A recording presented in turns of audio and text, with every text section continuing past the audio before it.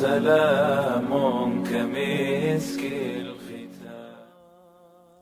به نام آنی که جان آفرید. آیا میدانید سروتمندی در چیست؟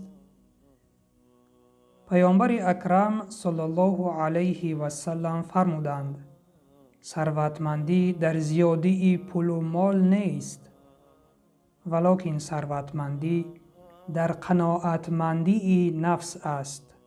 روایت بخاری و مسلم. شنونده عزیز، چه سخنهای زیباست! چه سخنهای زیبا را پیامبر صلی الله علیه و سلم به ما رسانیدند. اگر هر یکی ما به این حدیث عمل کنیم، ثروتمند شده می توانیم. آن نعمت‌های بی‌بهایی که الله سبحانه و تعالی بر ما عطا کرده است، اگر قناعت بکنیم، ما ثروتمند هستیم.